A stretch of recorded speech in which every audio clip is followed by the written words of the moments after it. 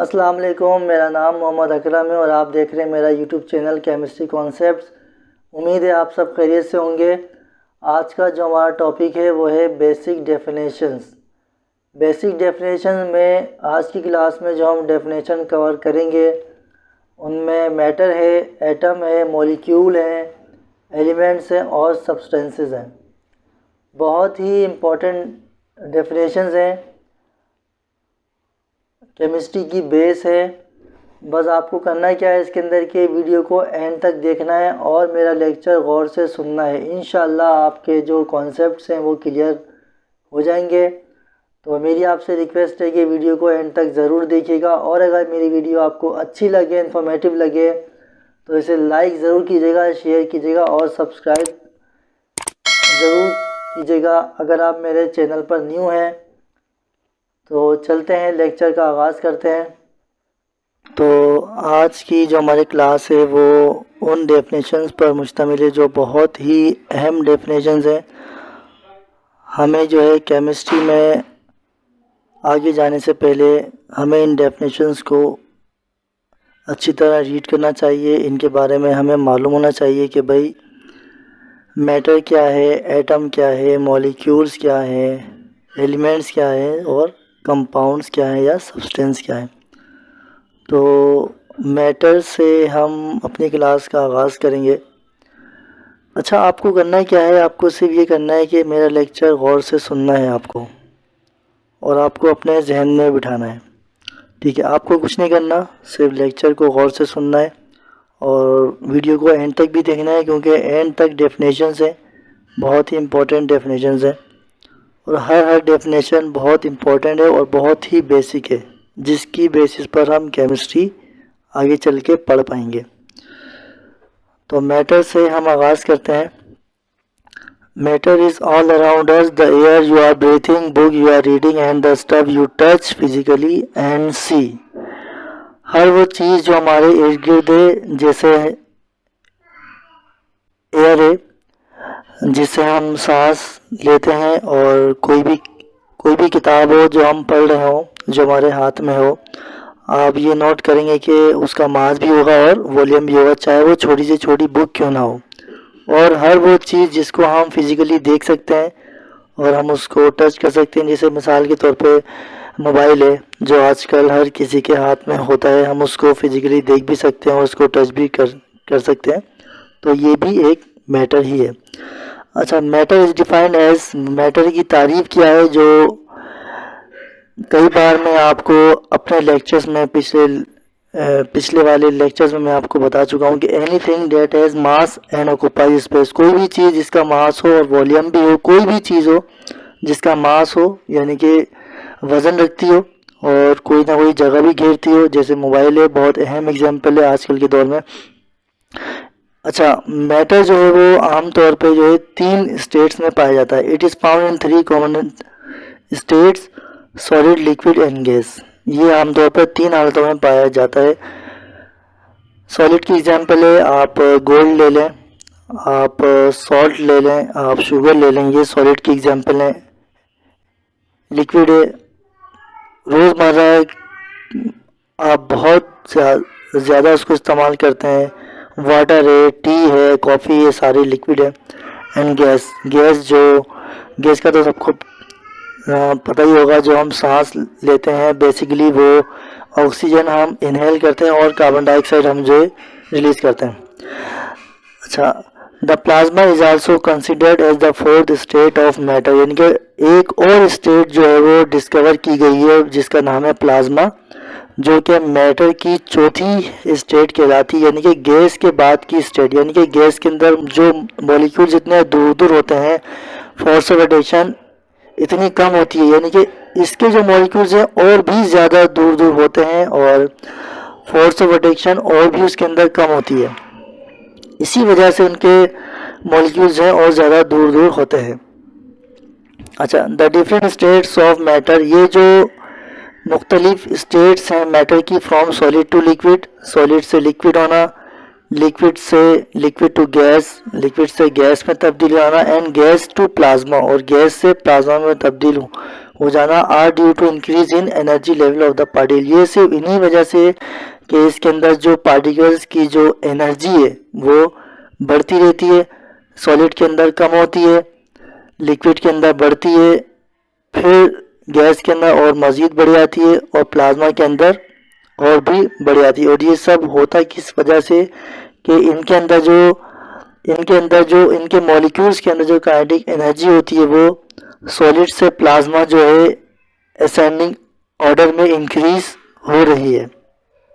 जैसे कि अगर आप कंपैरिजन भी करते हैं तो लिक्विड के अंदर सॉलिड से ज़्यादा होती है, गैस के अंदर लिक्विड से ज़्यादा होती है, और प्लाज्मा के अंदर गैस से भी ज़्यादा होती है।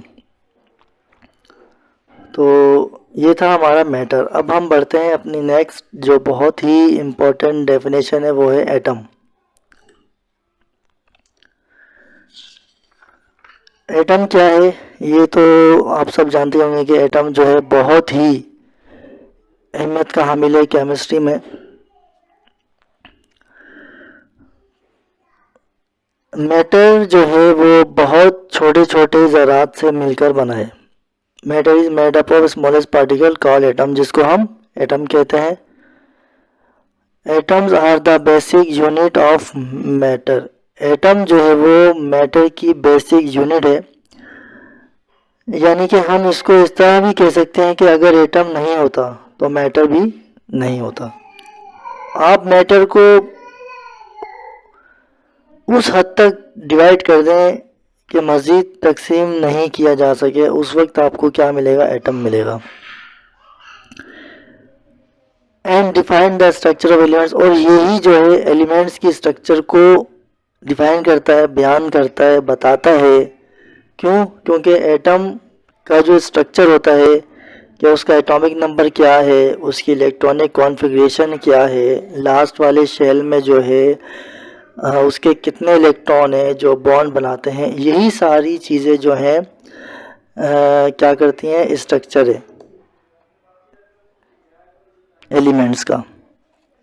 Now it discovered that atom is made up of 3 सब atomic particles, electron, proton and neutron. और अब जो है यानी कि जैसे वक्त गुजरता गया तो ये भी दरियाफ्त हुआ कि भाई एटम के अंदर भी कुछ पार्टिकल्स हैं जो पाए जाते हैं, जैसे इलेक्ट्रॉन है, प्रोटॉन है और न्यूट्रॉन है।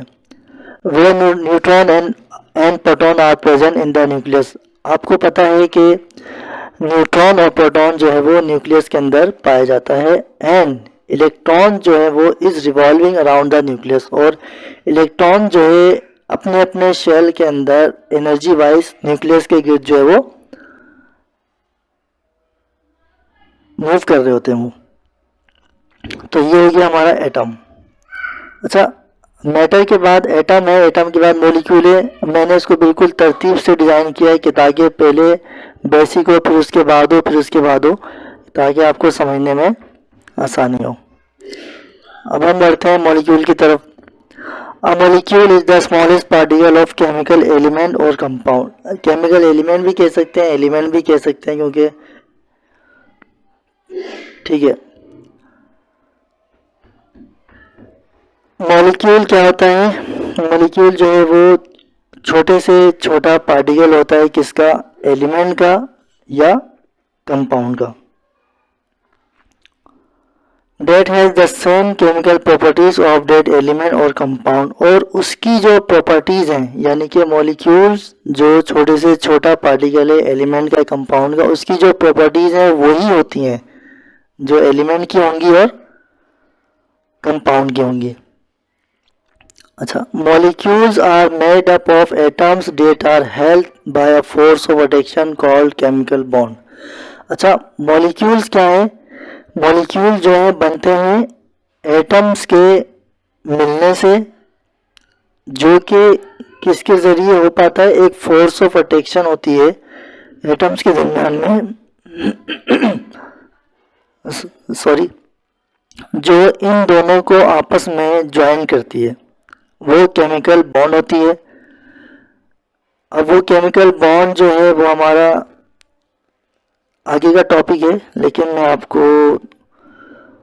थोड़ा सा एक्सप्लेन कर देता हूँ कि बॉन्ड जो है वो कई किस्म की होती हैं, आयनिक भी होती है, कोवलेंट भी होती है, कोऑर्डिनेट कोवलेंट बॉन्ड भी होती है। ये जो है उसकी ये एलिमेंट्स की प्रॉपर्टी पे डिपेंड करता है कि वो इलेक्ट्रो पॉजिटिव है या इलेक्ट्रो नेगेटिव है। अगर वो इलेक्ट्रो पॉजिटिव है तो वो अपना लास्ट वाले शेल का जो इलेक्ट्रॉन होता है वो दूसरे वाले जो इलेक्ट्रो नेगेटिविटी वाले एलिमेंट्स होते हैं उनको वो दे देता है, और इलेक्ट्रोनेगेटिविटी वाले एलिमेंट्स ही इलेक्ट्रो पॉजिटिव वाले एलिमेंट्स के इलेक्ट्रॉन को अपनी तरफ जो अट्रैक्ट कर लेते हैं। कोवलेंट बॉन्ड में क्या होता है, इलेक्ट्रॉन की शेयरिंग होती है। ठीक है, तो मजीद तफसील जो है जब हम केमिकल बॉन्डिंग का चैप्टर पढ़ेंगे तो जब हम पढ़ेंगे। These bonds form as a result of the sharing. देखा, ये जो बॉन्ड बनती है ये शेयरिंग के नतीजे में बनती है या एक्सचेंज ऑफ इलेक्ट्रॉन मुकम्मल तौर पर ट्रांसफ़र हो जाता है अपने आप को स्टेबलाइज करने के लिए अमंग एटम्स। एक एटम जो है दूसरे एटम को इलेक्ट्रॉन दे देता है या ले लेता है। इस तरह से मॉलिक्यूल बनते हैं। अच्छा, अब नेक्स्ट जो हमारी डेफिनेशन है वो है एलिमेंट।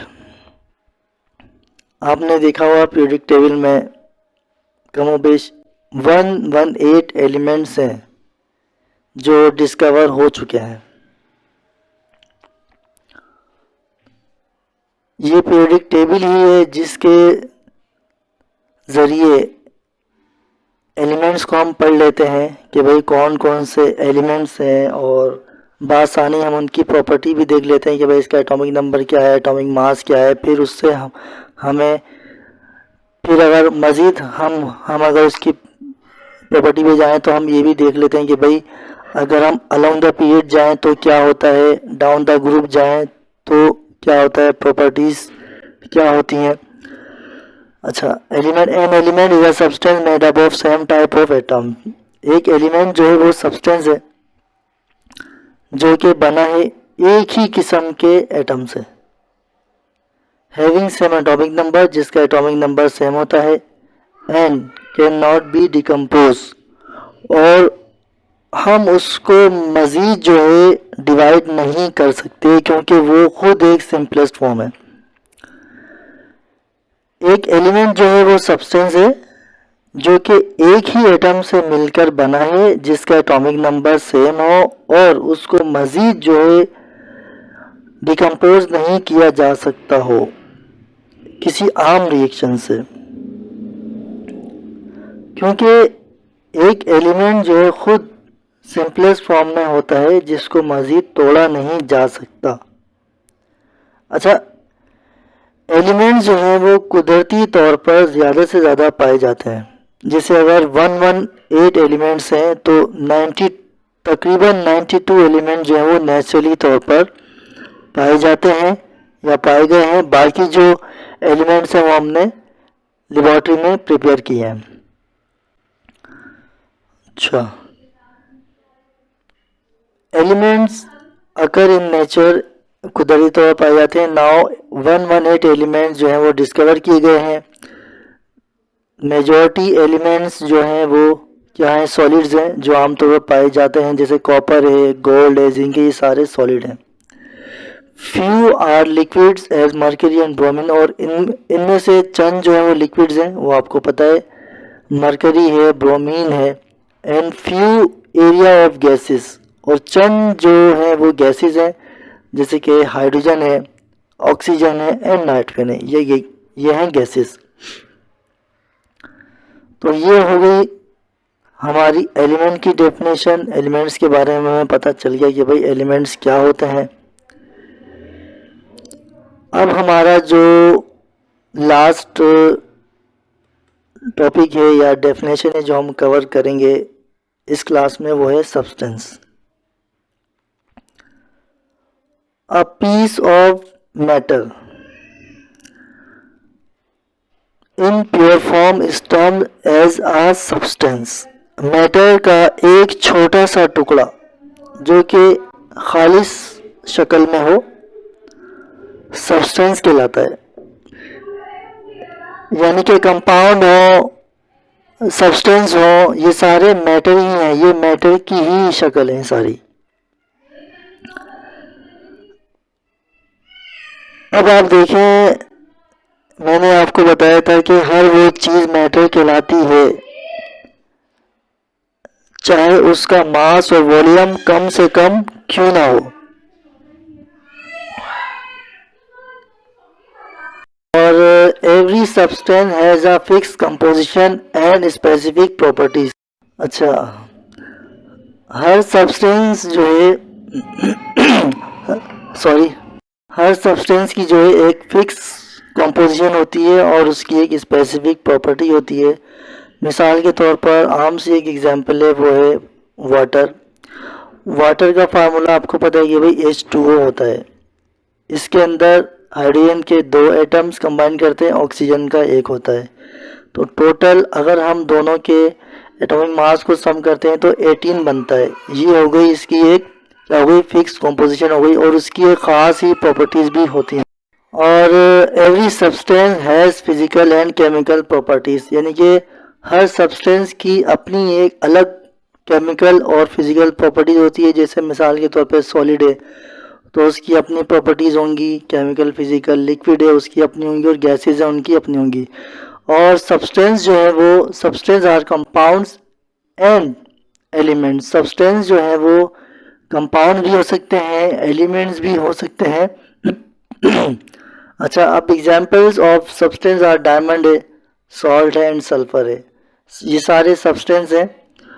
डायमंड जो है गोल्ड है, सॉरी डायमंड जो है वो हीरा है, सॉल्ट नमक है। अब वो NaCl भी हो सकता है या कोई और भी हो सकता है। NaCl तो वो सॉल्ट है जो हम नॉर्मली घर के खानों में इस्तेमाल करते हैं सुबह दोपहर शाम, और सल्फर जो है वो गंधक है। तो ये थी हमारी डेफिनेशंस जो आज की क्लास में हमने पढ़ी।